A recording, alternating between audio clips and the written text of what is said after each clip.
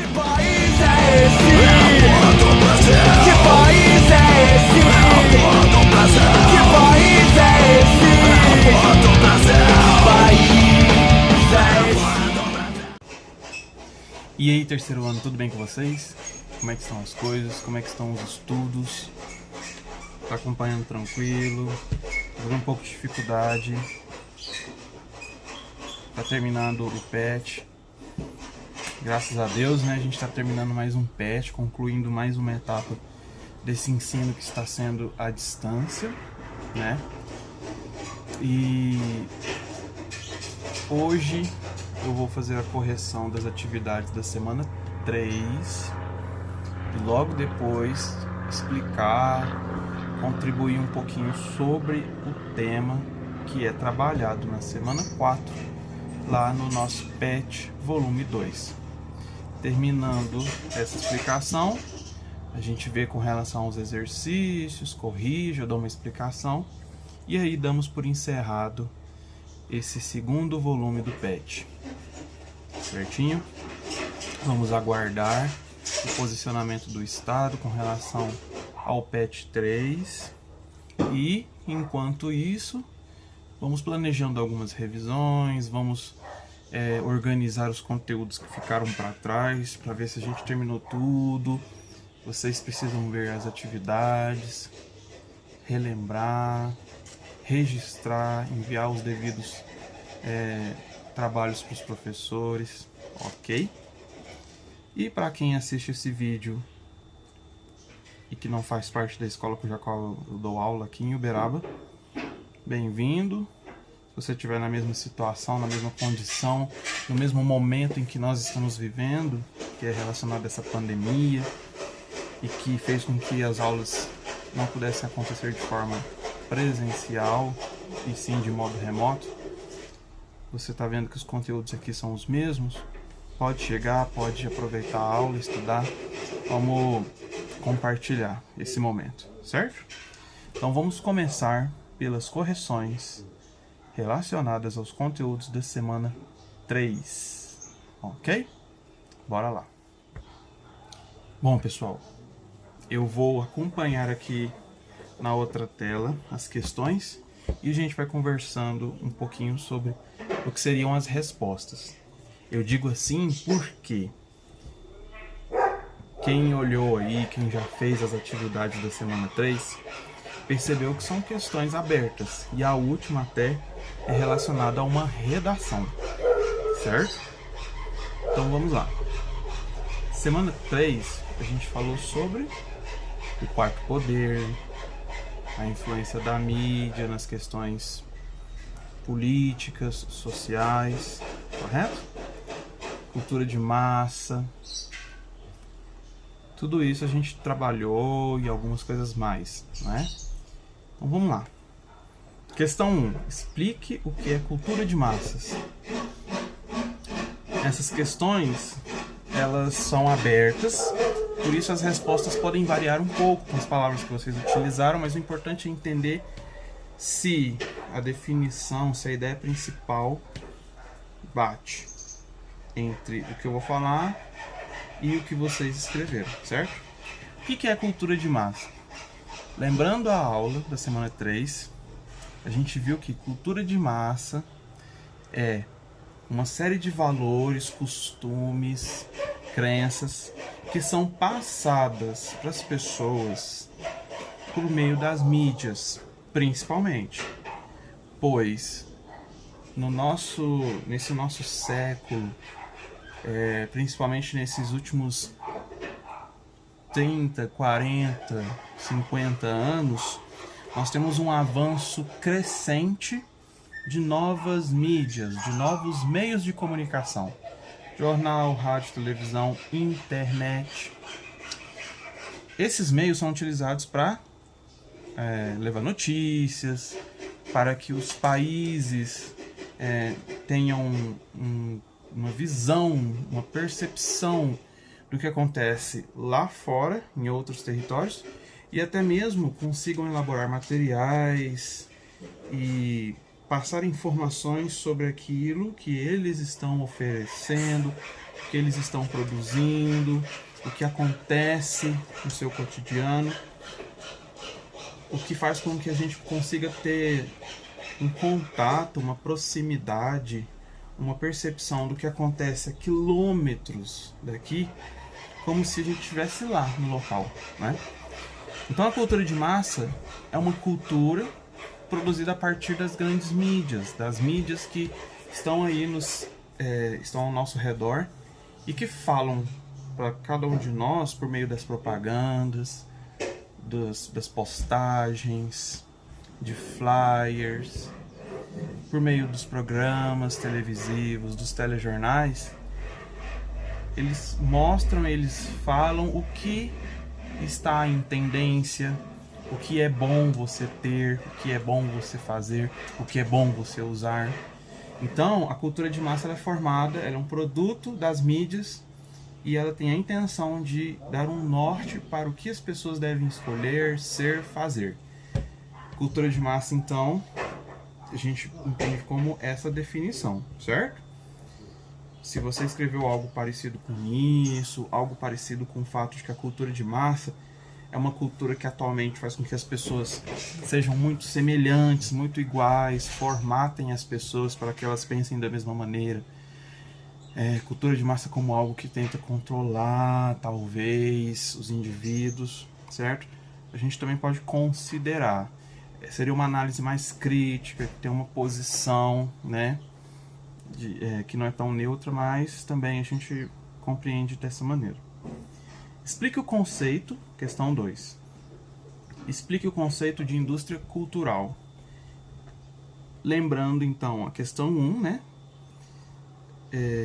Indústria cultural é representada, de novo, pelos meios de comunicação que as mídias atuais utilizam, televisão, rádio, tudo aquilo que eu falei antes, e que produzem e que apresentam, por meio dos seus programas comerciais, debates, produtos, tendências, apresentam objetos para que as pessoas desejem e a partir daí elas criem a vontade, a necessidade de ter aquilo para fazer parte daquela realidade, para ela poder dizer eu tenho, para ela poder dizer eu estou na tendência, eu estou seguindo o movimento das tecnologias, da moda, eu estou seguindo a tendência do que o mundo está ditando aí como o melhor, o mais bonito. A indústria cultural,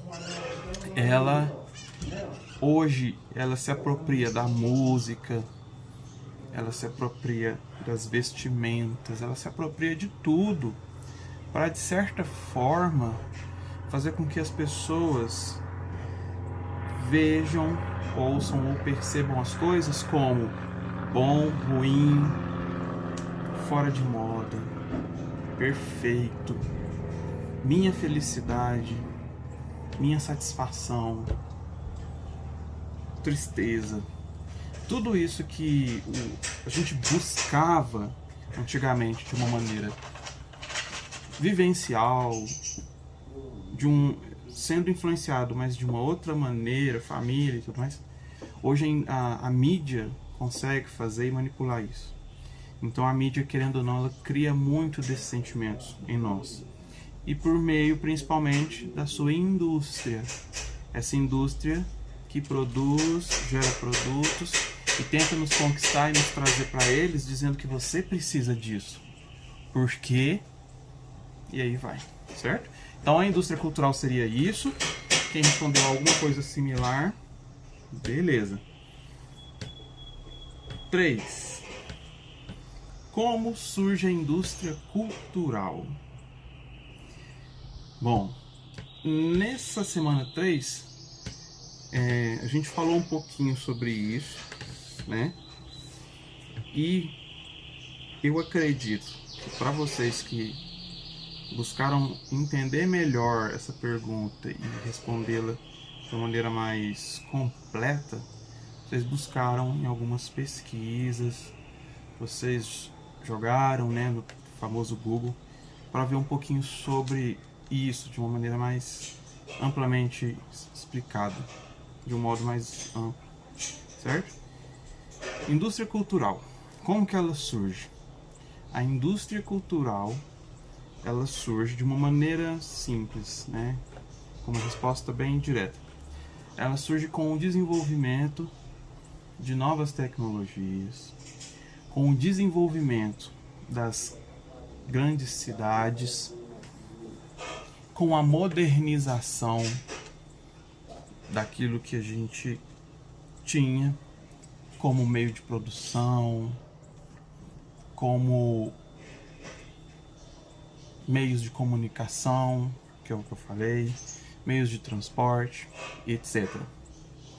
E também a indústria cultural, ela vai surgir a partir do momento que o processo de globalização se torna muito intenso e que as relações entre os países, entre as nações, entre as culturas, se torna uma relação sempre de domínio, de controle, de disseminação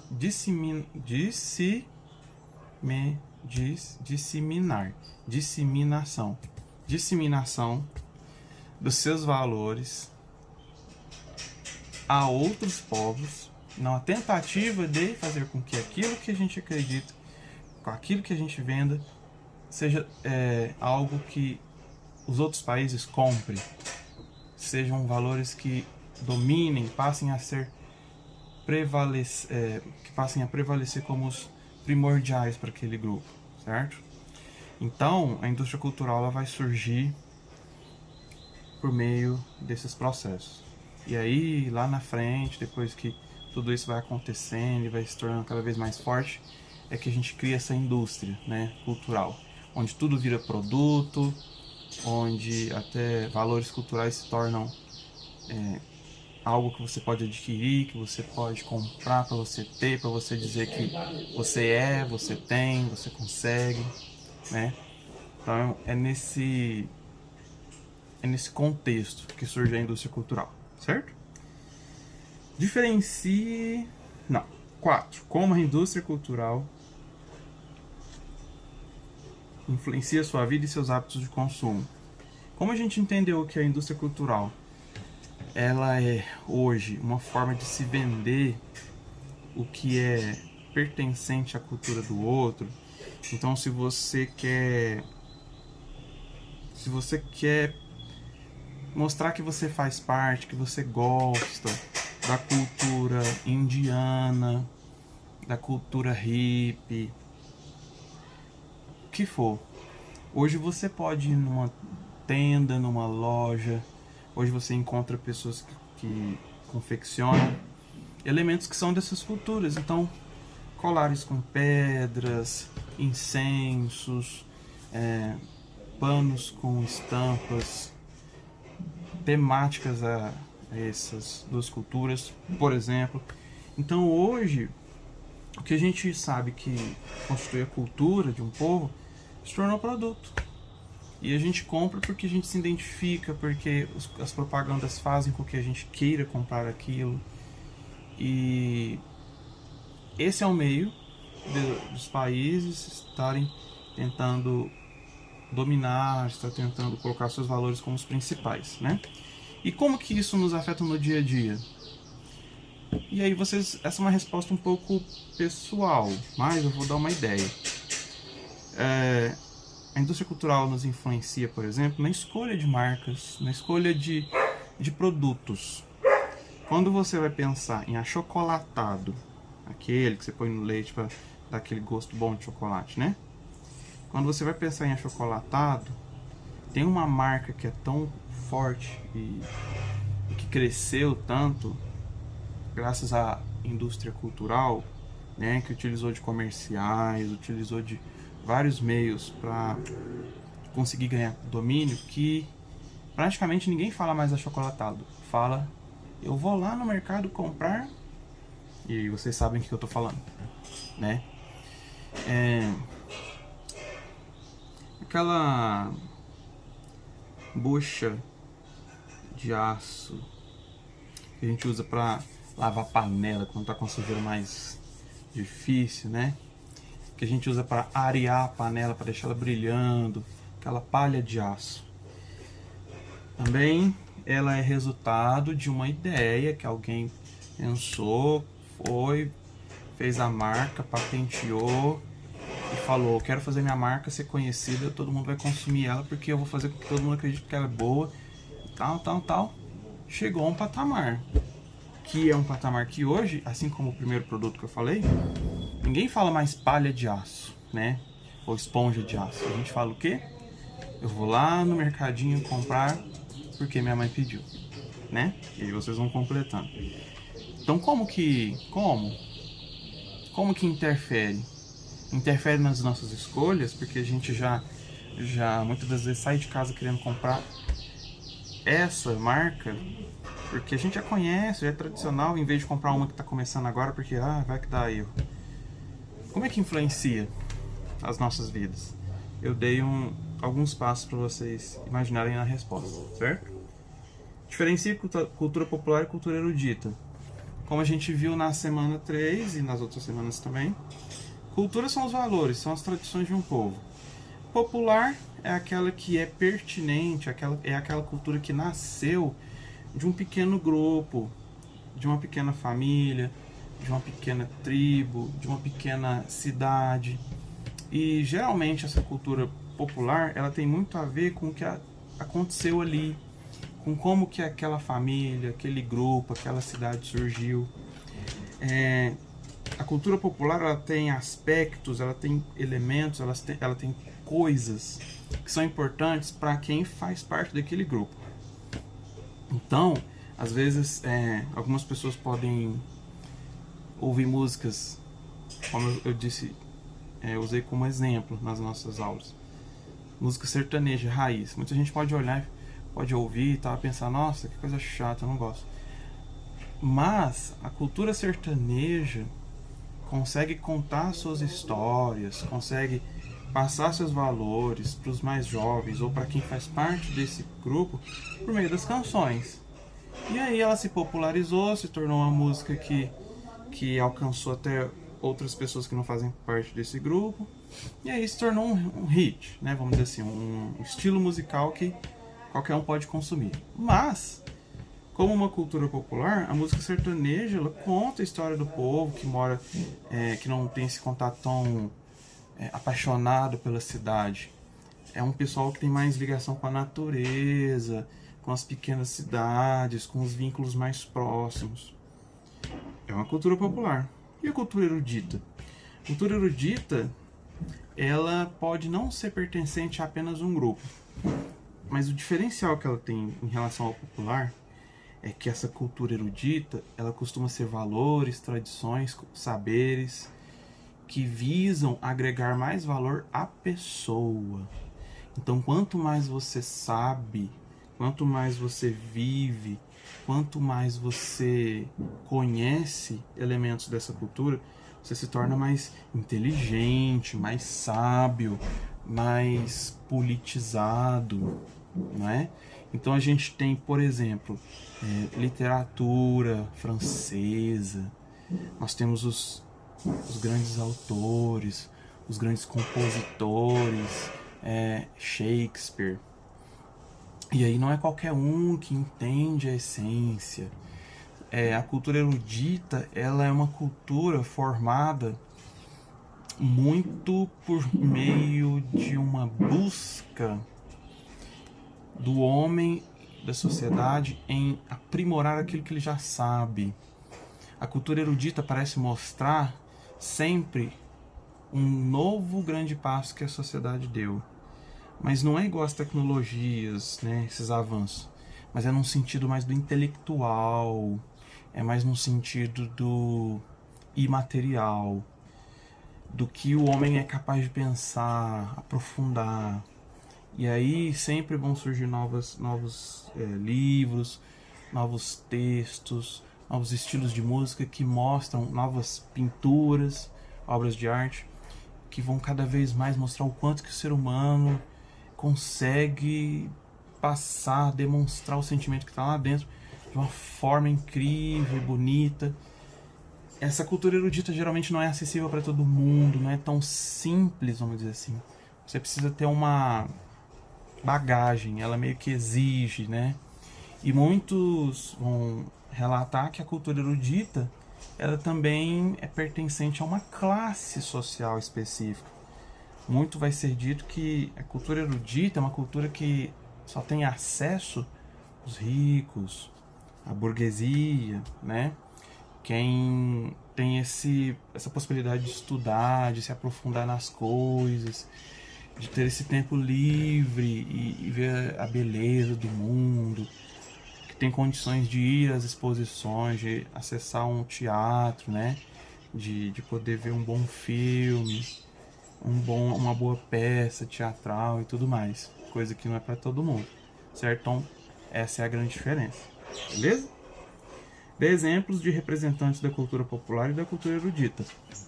Deixo para vocês, mas já na explicação eu dei alguns exemplos aí, né? Citei alguns nomes. Vocês podem fazer em forma de coluna, né? Cultura popular. Dê exemplos de cantores, de livros, de textos, de comidas, de vestimentas que fazem parte da cultura do povo, da cultura de um povo antigo e que vai tentando se manter vivo. Histórias que tentam contar como que surgiu, né? Certos valores e certas tradições de uma família e tudo mais. E a cultura erudita? Cite nomes de cantores também, mas que tem um estilo musical mais do erudito, mais dessa coisa do belo, assim, sabe, daquela música que olha, ouça, compreenda o que cada toque, o que cada letra quer dizer, e sabe, essa coisa. Apresente nome de autores, de livros, de poemas, de histórias que são famosas, de romances que são, sabe, que tem conteúdo. Isso é cultura erudita. Jogue aí, pesquise e depois traga pra gente, certo? E depois, no final, pessoal, a gente tem uma proposta de redação. Essa proposta de redação, eu vou deixar ela como se fosse a atividade complementar que eu passaria, ok? Então vocês podem fazer ela, larga de preguiça e faça. E lendo aqui, vocês vão ver que o que é pedido é para vocês fazerem um texto argumentativo e dissertativo, que tenha como tema consumo consciente versus consumismo. Como promover a responsabilidade social frente ao meio ambiente nessa e nas futuras gerações. Então vamos entender. Vocês vão fazer uma redação para mim, um texto. Vamos colocar aí de umas 20, 30 linhas. Quem conseguir escrever mais, beleza. Argumentativo, dissertativo. Quando a gente fala argumentativo, lembrando lá do português, é quando você põe opiniões no texto.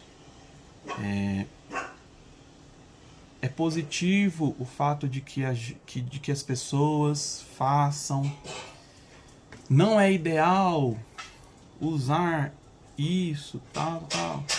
Quando você joga opiniões suas, podem ser suas ou de pessoas que você sabe que falam sobre aquele assunto que você está escrevendo. O pesquisador fulano afirma ser importante isso. Dissertativo, porque vocês vão fazer toda uma construção de texto, onde vocês vão apresentar o tema. Esse texto visa falar sobre consumo. O que é consumo? E aí vocês vão explicar um pouquinho o que é consumo. Consumir o quê? E aí falar um pouco o que os problemas do consumo geram, referentes ao meio ambiente, principalmente. Então vamos lá. Consumo consciente e consumismo. O que é? Consumo consciente é um consumo consciente, vem no sentido de que eu sei. Você está consciente disso? É a mesma coisa que eu dizer. Você está sabendo disso? Você sabe? Consumo consciente é quando eu compro, eu consumo, eu uso coisas que eu sei. Ah, mas tudo que eu compro, que eu uso, eu sei o que é, eu não tô, né? Mas calma, consumo consciente significa quando você usa, compra, busca produtos que você vai usar na quantidade que você precisa para não desperdiçar. Quando você vai, depois que usou, não precisa mais, descartar no lugar correto. Exemplo, pilha. Pilha é uma coisa que a gente, na grande maioria, gastou, o pessoal coloca no saco de lixo normal e vai. Mas pode, para onde o lixo tradicional vai, a pilha pode ir também? Não, tem que ter um descarte específico. Porque a pilha tem substâncias que não se deterioram, que fazem mal para a natureza. Então, o consumo consciente é quando eu compro, adquiro, uso produtos, eu busco coisas que, de certa forma, vão me trazer o que eu preciso, mas também, depois que eu não for usar mais, não vai causar mal para a natureza ou para nenhuma outra pessoa, certo? E aí, a gente tem produtos que vêm em embalagens que não são de plástico tradicional. São de uma substância que às vezes você mesmo consegue molhar e aí ele dissolve, ou então se você jogar no lixo, não vai correr o risco de ficar lá anos, se perder por aí, ficar aquele plástico milênios aí, né, pra você acabar. Então o consumo consciente é esse, né, é você não pensar só no que você quer e precisa, mas também no que isso pode afetar, né, os outros e a natureza. E o consumismo? O consumismo é o que a gente mais vê falar quando o tema é capitalismo, sociedade atual. Consumismo é eu preciso, eu quero, nossa, eu preciso, eu quero, eu tenho que comprar. E vai. Comprei um lápis hoje, mas aí no final da tarde já apareceu uma coleção nova de lápis, tal. E aí aquele comercial é tão bonito, tão não sei o que me faz assim, querer, eu quero. Eu já tenho, mas não tem problema, eu quero. E vai. E você vai juntando aquele tanto de coisa, vai comprando coisa que nem precisa e não sei o que, tá. E aí no meio disso você faz gasto que não precisa. Às vezes você não consegue sair de uma condição financeira que não é boa para você porque você só gasta. Você entra nessa coisa que o mundo quer, que é você gastar para eles ganharem mais, enriquecerem mais, e você, sei lá, tanto faz. Consumismo, só consumir, mas só consumir. Mas consumir o quê? Pra quê? Eu preciso? Né? Mas quem vive o consumismo não pensa isso. E aí vocês vão juntar essas duas coisas, esses dois tipos de consumo, e pensar a natureza no meio disso tudo. Porque basicamente tudo que a gente usa, ou tudo que a gente constrói e elabora, exige algo da natureza. Papel, por exemplo. Quando eu uso papel de forma consciente, eu vou usar ele o máximo que eu puder. Eu vou usar do tipo de papel que faz menos mal para a natureza, porque eu sei que cada papel exige uma quantidade de árvores para ser feito. Quando eu estou no modo consumista, eu não estou nem aí, eu só quero ter. Nem acabou, já jogo fora porque eu já compro outro. Não estou nem aí. Temos essas duas situações. Mas, afinal de contas, como que fica a natureza no meio disso tudo? Como que vocês acham que a gente pode fazer com que o nosso consumo seja bom? Para a gente consumir de uma maneira boa, que não atrapalhe a natureza, não destrua, porque a gente precisa dela. A gente precisa seguir isso aqui ou seguir isso aqui? Tem como esses dois tipos de consumo viver juntos? Tem como a gente pegar as coisas boas daqui e as coisas boas daqui e formar um novo modo de consumir? Como que a gente pode consumir as coisas, criar novos produtos, manter aquilo que a gente precisa ter sempre, mas sem destruir tanta natureza? Certo? Porque, principalmente, né, ele fala, futuras gerações. Quanto mais a gente consome, mais a gente precisa da natureza material para fazer novos produtos. Mas um dia, será que isso não vai acabar? E aí, como é que vai ser as pessoas lá daqui 100, 500 anos, quando não tiver mais árvore, não tiver mais água potável, o solo já estiver todo deteriorado, cheio de coisas químicas, como é que vai ser? Então, às vezes, o que a gente faz hoje ajuda também quem vai vir ainda. Seus filhos, seus netos, bisnetos, entendeu? Então, essa questão a gente vai fazer como uma atividade complementar. Vocês vão mandando, vocês vão fazendo, mandando fotos pra mim e a gente vai corrigindo, beleza? Então agora vamos nos preparar, beber uma água, fazer um xixi, preparar um lanche, porque semana 4, a última semana do PET 2, conteúdo, vamos começar a estudar ele. Bom, pessoal, vamos lá então. Pra gente encerrar esse PET, precisamos passar pela semana 4. A semana 4, ela vai falar sobre um tema que é muito importante para não a gente concluir tudo que é necessário pensar, mas para que a gente possa chegar num ponto onde tudo aquilo que a gente viu sobre política, cidadania, a questão dos movimentos sociais, a questão dos modelos políticos que a gente pode implantar para tentar melhorar a sociedade ou não, né? Que é a questão dos regimes políticos. A questão toda que a gente estudou até agora, ela faz com que a gente questione, com que a gente tente analisar, com que a gente tente chegar numa sociedade que seja boa, justa para muita gente, ou para todos, se for possível.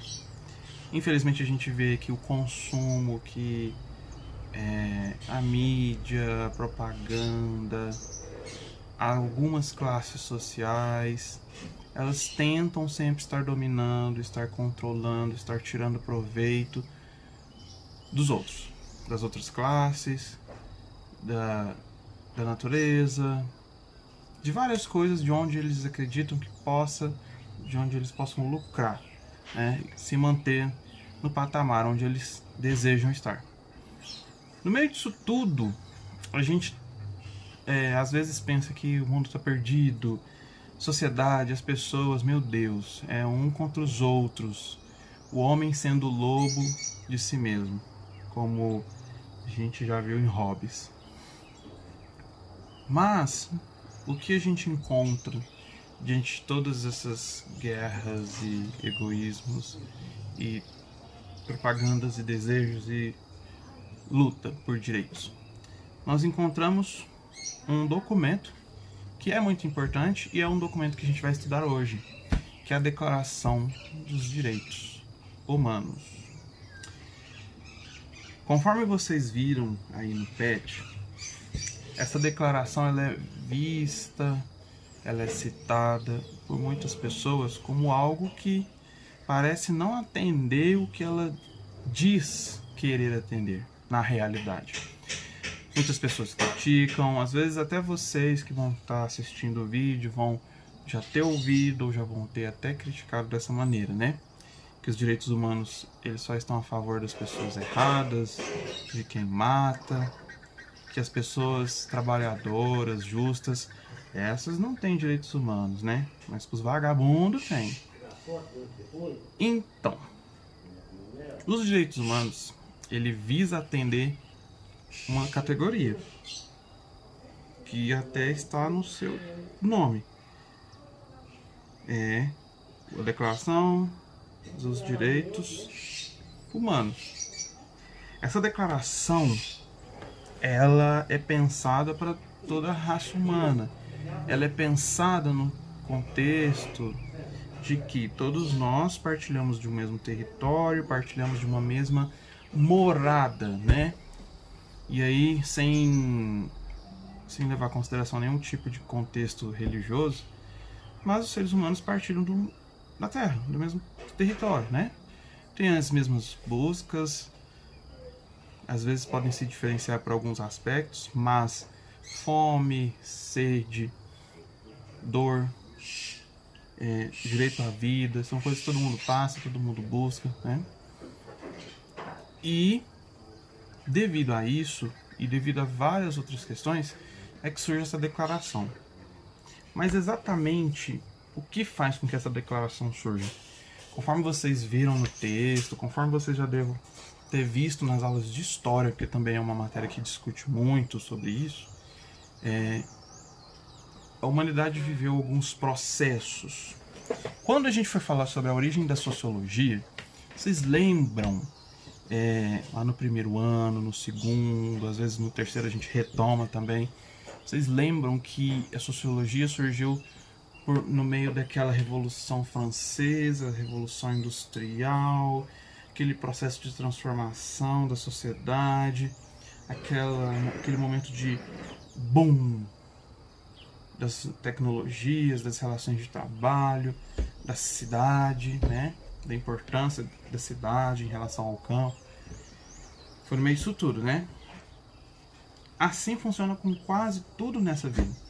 As coisas, as revoluções, os documentos, eles sempre surgem devido a não só uma questão, a várias coisas que estão acontecendo ali borbulhando, e a declaração, ela surgiu por um mesmo motivo, né? No mesmo processo. A Revolução Francesa foi uma das que fomentou e fez com que a sociologia fosse bastante pensada, né? Também favoreceu a Declaração dos Direitos Humanos.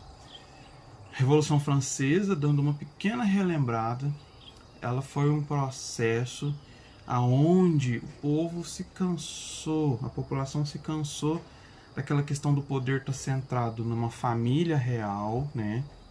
Então, aquele modelo monárquico tradicional, a família tem um sangue real, escolhidos por Deus, eles têm que manter o poder centrado neles, e o poder, então, tem que estar aqui. O restante da população obedece, segue o que eles falam, porque eles são a voz de Deus aqui. Só que isso foi ficando, esse papo não foi colando, essa coisa de sempre o poder e as decisões estarem na mão de um, que sempre faz parte daquele clubinho, isso foi causando indignações, foi causando um desejo de mudança. As pessoas queriam crescer também, as pessoas queriam expandir. Lógico que no meio disso tudo tinham outras classes que também queriam subir para o poder, mas ali, naquele sistema, eles não conseguiam, porque poder era só em um lugar, o resto era o resto. Mas eles também queriam crescer, ter direitos, todos são humanos, todos aqui somos, né? Bom, vamos lutar pelo nosso direito, a gente não precisa mais disso, né? Nós temos outras visões, outras percepções, né? O que eles falam não é verdade absoluta. E aí, N motivos, N situações fizeram com que a Revolução Francesa acontecesse com o lema de liberdade, fraternidade, igualdade, liberté, fraternité, égalité, que é uma proposta justamente de quebrar com isso, né? Dessa questão política, social, econômica, de que o poder, a grande concentração de riquezas, tem que estar ali, no mesmo grupo, que dividem, partilham da mesma característica, sem dando chance para nenhuma outra possibilidade. A sociedade queria expandir, as pessoas queriam expandir, os grupos queriam expandir. Lógico que visando interesses, não foi tudo numa questão de humanidade, foi numa questão de querer expandir, crescer e ter poder também, certo? Espera um minutinho.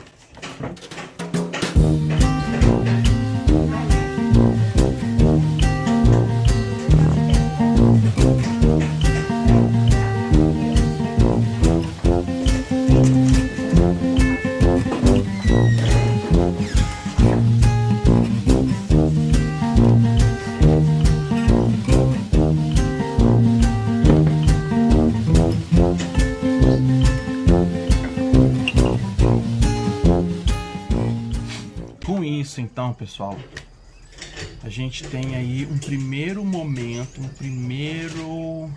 primeira faísca, uma primeira peça para compor isso que seria a Declaração dos Direitos Humanos. No meio dessa receita toda, a gente também tem um outro ingrediente, que é a declaração do processo, que foi formulado a partir do processo de independência dos Estados Unidos, né? Que também buscava trazer uma nova vertente, uma nova visão de mundo, uma nova tendência expansionista, que também tinha um pouco desses valores europeus, né? Que foram trazidos por meio da Revolução Francesa.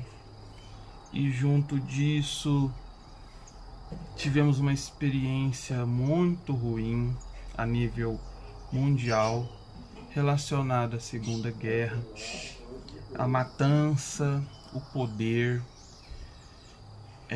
o preço que o poder, né, e o desejo de poder gera, principalmente para quem não está no poder, né, principalmente para quem está subjugado a ele, que é a população. Isso tudo pesou muito, isso tudo fez com que as pessoas, a sociedade, refletisse um pouquinho, né, sobre tipo, pera lá, tem coisas que não podem sobressair, não podem estar acima do que a gente tem em comum, né? Não podem estar acima dos direitos naturais que alguns autores falaram lá atrás e que são inerentes a todos nós, que tem que ser comum a todos. Direito à vida, talvez a propriedade, talvez a outras coisas. Então, pera lá. E aí, reunindo esses documentos, entendendo que a sociedade estava mudando, vendo os maus resultados de algumas guerras e revoluções e processos, a Declaração de Direitos Humanos, então, ela começa a ser elaborada diante de um processo de união entre os países, né, de todo o mundo, mas uma união que não significa parceria política e econômica, não esse tipo de aliança, mas uma tentativa de fazer com que, por mais que todos sejam diferentes, sejam de territórios diferentes, culturas diferentes, objetivos diferentes, posições de controle de poder diferentes, mas vamos tentar conversar aqui para não fazer esse jogo ser muito sangrento, às vezes desigual, né? E aí tem a Organização das Nações Unidas, que é esse grupo, são esses encontros, que é essa proposta dos países buscarem seu desenvolvimento, sua conquista, a exploração dos bens materiais para geração de lucro e renda, porém tendo assim uma visão de que tem limite, a gente tem que tomar cuidado com algumas coisas, a gente tem que respeitar certos direitos da população, não é fazer só o que quer. Então com isso a gente cria a Declaração, né, dos Direitos Humanos, pensando em todos esses processos.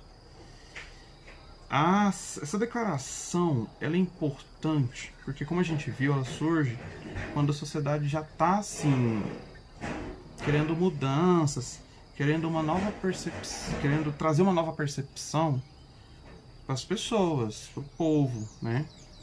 Uma maior participação, uma maior proatividade, uma maior busca de direitos, uma visão de que todos nós podemos, todos nós devemos ter os mesmos direitos para poder chegar lá, mesmo que isso seja só uma coisa que são palavras, né? Mas condições todos temos as mesmas, meio difícil, né? Mas a Declaração dos Direitos Humanos, ela marca esse momento em que a sociedade está fazendo muitos movimentos sociais. E aí o que são os movimentos sociais? É justamente quando a gente, a população, quando alguns grupos se sentem danados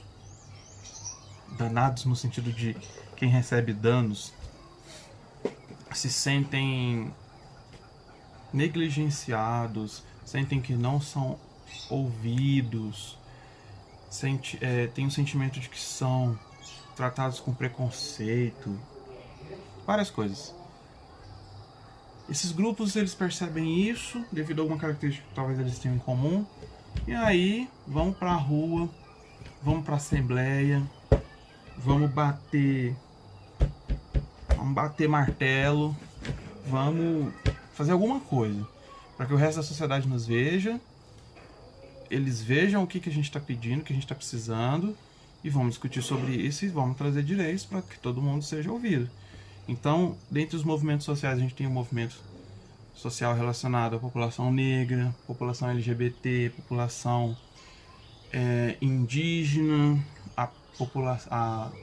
as famílias que vivem, moram e que precisam do campo para manter suas tradições, para manter sua produção e tudo mais. Nós temos os movimentos sociais relacionados às mulheres, que visavam uma busca de igualdade de direitos, que visavam uma mudança no modo como as pessoas enxergavam a figura da mulher.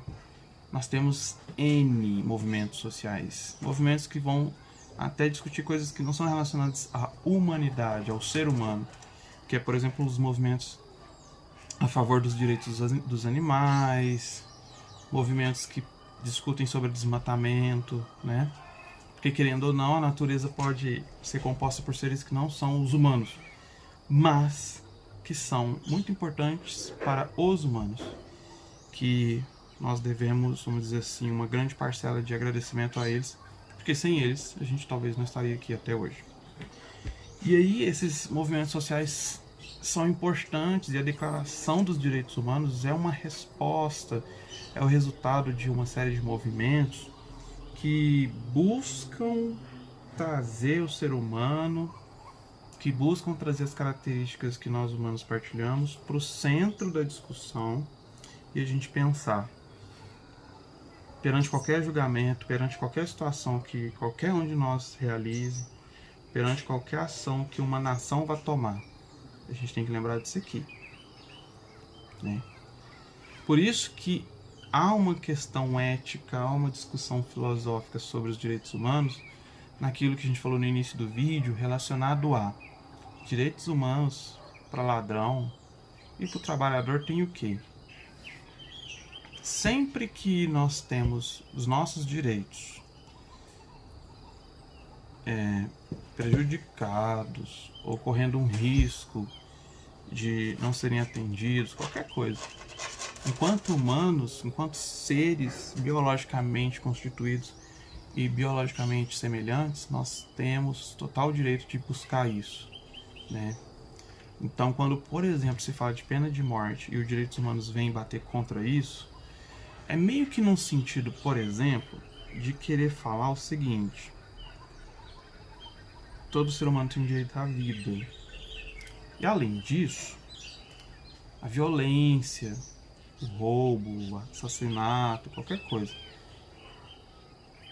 são problemas sociais que devem ser resolvidos, numa tentativa talvez de fazer com que eles nunca existam mais, se é que isso é possível, né? Porque a gente já viu, já estudou que certos fatos, por mais que sejam bons ou ruins, eles existem justamente porque vivemos em sociedade. O dia que o homem não quiser talvez mais viver em sociedade, aí sim eles sumam. Mas aí, será que a gente nunca mais vai querer viver em sociedade mesmo? Questionamentos. E aí, muitas das vezes o que a declaração vem tentar mostrar, por exemplo, além disso, é que relacionado a esse processo que a gente tem que tentar alcançar, de trazer uma sociedade melhor, talvez não seja causando uma violência contra alguém que cometeu violência, mas é dando a ele a possibilidade de mudar, de transformar, e a partir dessa mudança dele, talvez a gente entender como tratar, como cuidar as pessoas que também passam por esse mesmo processo de criminalidade, de cometer tais atos, e aí a nossa sociedade melhorar. Você dando fim, por meio da morte, à vida de alguém, você acabou, você anulou tudo. A possibilidade que aquela pessoa tinha de mudar, acabou. E aí você pode simplesmente estar banalizando a vida do ser humano, por mais que o crime não seja uma coisa correta, realmente, mas banalizando no sentido de que as pessoas se sentem no direito de julgar conforme o que elas acreditam e colocam a morte como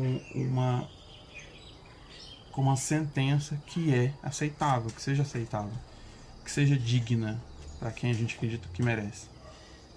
E aí O problema é você fazer com que todo mundo pense da mesma maneira, age da mesma maneira e entenda da mesma forma. Porque, às vezes, quem está julgando e quem vai dar essa sentença de morte é alguém que pode ter sofrido qualquer tipo de coisa. Desde um pai que perdeu o filho devido a um acidente que uma pessoa causou na intenção, até o fato de que eu, com muito ciúme, matei fulana porque estava se envolvendo com outra pessoa e não, ela é minha pro resto da vida. Não quero saber.